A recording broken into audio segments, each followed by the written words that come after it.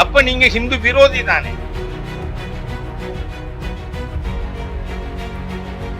நீங்க இதுவரை யாரும் ஹிந்துக்கள் தர்காவுக்கு சந்தனக்கூடு நடத்தப்படாதுன்னு யாரும் சொல்ல.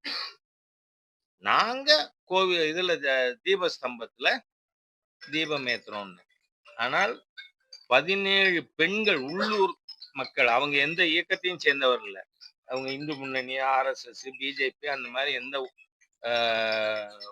இதையும் சேர்ந்தவர் இல்லை. ஆனால் அவங்கள கைது பண்ணி ஜெயில வச்சிருந்தாங்க. நீங்க இப்போ என்னோட ஒரே கேள்வி, அன்னைக்கு நான் வந்து கேட்டேன், நான் மறுநாளே காசி விஸ்வநாதர் கோயிலுக்கு நான் போவேன்னு சொன்னேன். அப்புறம் அரசாங்கம் இப்ப அனுமதிச்சிருக்கு. இந்துக்களுடைய மத உரிமைகளை தடுக்க இந்த அரசாங்கம் யார்? ஏன்னு சொன்னா, அரசியல் சட்ட பிரிவு 26 ஆர்டிகிள் 26 தெளிவா சொல்லுது. The government department can intervene only with the secular aspects of administration of the place of worship. நீங்க எங்க தீபம் ஏத்தலாம், என்ன நீங்க இது எவ்வளவு ஒரு மோசமான அரசாங்கம் இந்த திராவிடியன் ஸ்டாக்னு சொன்னா, மயிலை கபாலீஸ்வரனுக்கு என் அப்பா கபாலீஸ்வரனுக்கு இவங்க வந்து ஒரு அர்ச்சனை போற்றி எழுதுறாங்க. கருணாநிதியே போற்றி, தமிழ் குடிமகனே போற்றி. என்ன நான்சென்ஸ்! ஹிந்து விரோத தீய சக்திகள். நீங்க கபாலீஸ்வரருக்கு இந்த மாதிரியா இது எழுதின தீய சக்தி தானே இந்த திமுக, ஹிந்து விரோதிகள் தானே. இல்லைன்னா ஆண்டவனுக்கு உங்க கட்சி தலைவர்கள் பேர்ல போற்றி அர்ச்சனை எழுதுவீங்களா? ஆகவே இன்றைக்கு இவர்கள் அந்த தீபஸ்தம்பம், அத ஒரு அம்மா சொன்னாங்க, அவங்க தூத்துக்குடி எம்பி, அது சர்வே கல்லுன்னு.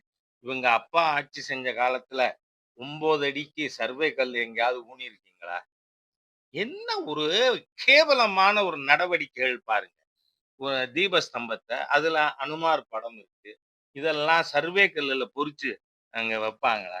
அதனால நான் என்ன சொல்றேன், நீங்க தமிழ்நாடு ஆர்கியலாஜிக்கல் சர்வே போய் அங்க அத ஆய்வு செய்தீர்கள். நீங்க தமிழ்நாடு ஆர்கியலாஜிக்கல் டிபார்ட்மெண்ட் அந்த சோகால்டு தர்காவை ஆய்வு செய்வீங்களா? ஏன்னா அயோத்தியில நடந்தது, நான் எதுவும் நடக்காத விஷயங்கள், வழக்குல இல்லாத விஷயத்த உங்க முன்னாடி வைக்கல. அயோத்தியில அந்த பாபர் மஸ்ஜித் என்று சொல்லப்பட்ட அந்த கட்டடத்துக்கு சுத்தி அகழ்வாய்வு நடத்தி அது ஹிந்து கோவிலை இடித்துத்தான் கட்டப்பட்டதுன்னு ஆர்கியலாஜிக்கல் சர்வே கொடுத்தது. இப்ப அதுலயும் அது முன்னின்று நடத்தினவர் ஒரு முஸ்லிம் சகோதரர், அந்த ஆர்கியலாஜிக்கல் சர்வே.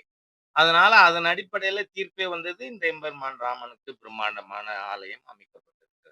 அதனால நீங்க இந்த தீபஸ்தம்பத்தை எவ்வளவு அடாசிட்டி, எவ்வளவு போலித்தனம், ஹிந்து விரோதம். போய் அந்த தீபஸ்தம்பத்தை 7 பேரை கூட்டிட்டு போய் சர்வே பண்ணீங்கல்ல, யூ டு சர்வே. அதனால கேட்கிறேன், நான் எனக்கு ரைட் இருக்கு, நீங்க பண்ணீங்க, இத பண்ணுவீங்களா? அதனால இந்த அரசாங்கம் ஹிந்துக்கள் தீபம் ஏத்துறதுங்கிறது religious issue. we have no right under article 26 of the constitution. you can intervene only with the secular aspects. அதுலயும் நீங்க பாத்தீங்கன்னா அதை செய்ய மாட்டேங்கிறாங்க. நீங்க பார்த்தா இப்போ சேகர் பாபு பிரசன்ட் பண்ணின இது பாலிசி நோட்டு, கொள்கை விளக்க குறிப்புல என்ன சொல்லியிருக்கீங்க? இந்து அறநிலைத்துறையின் கீழ் இருக்கின்ற கோவில்களின் மொத்த நிலம் 4,76,581 ஏக்கர்.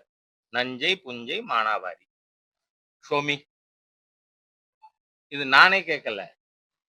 6/7/2021 சுவோமோட்டோ ஜட்ஜ்மெண்ட்ல ஜஸ்டிஸ் மகாதேவன் அவர்களும் ஜஸ்டிஸ் ஆதிகேசவல் அவர்களும் அவங்க 75 டைரக்டிவ்ஸ் அவங்க ஜட்ஜ்மெண்ட்ல கொடுத்திருக்காங்க.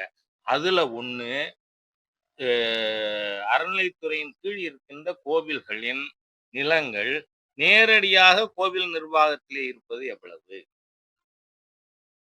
கோவில் அடுத்தவருக்கு குத்தகைக்கு விட்டிருப்பது எவ்வளவு, ஆக்கிரமிப்பில் இருப்பது. இதுக்கு இன்னி வரைக்கும் 5 வருஷம் முடிய போகுதுங்க.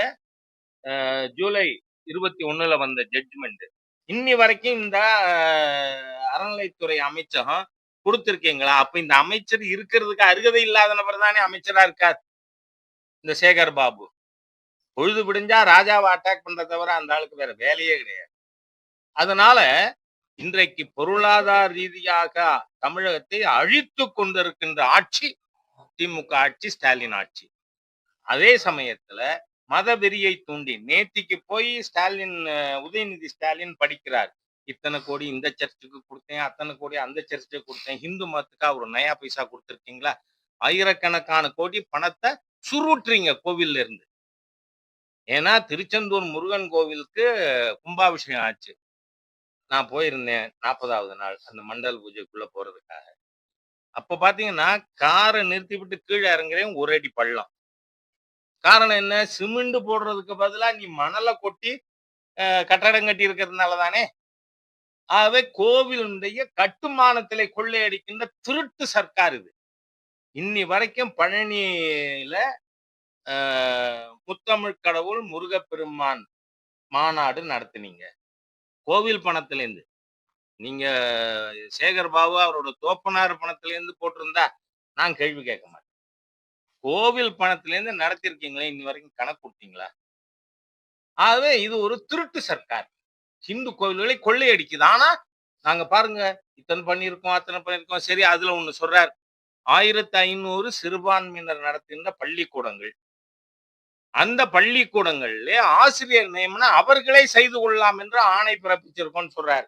ஏன் ஹிந்து கல்வி நிறுவனங்களுக்கு அந்த சட்டம் கிடையாது? அப்ப நீங்க ஹிந்து விரோதி தானே. 1500 சிறுபான்மை கல்வி நிறுவனங்கள், ஆசிரியர்கள், பணியாளர்கள் நியமனம் அவர்களே செய்து கொள்ளலாம். ஆனா ஹிந்து கோவிலுக்கு நீ வருவியா?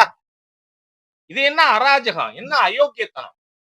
ஆகவே இன்றைய அரசாங்கம் 100% ஹிந்துக்களை, கோவில்களை, கல்வி நிலையங்களை சுரண்டுகின்ற ஒரு தீய அரசு. இத மக்கள்கிட்ட நிச்சயமா பாரதிய ஜனதா கட்சி எடுத்து. Branch express courier private limited, domestic international cargo உங்கள் இல்லம் தேடி வந்து கொரியர் புக்கிங் டெலிவரி செய்து தரப்படும். என்றும் உங்களுடன் மை இந்தியா. முக்கிய செய்திகளை உடனுக்குடன் தெரிந்து கொள்ள சப்ஸ்கிரைப் பண்ணுங்க, பெல் பட்டனை பிரஸ் பண்ணுங்க.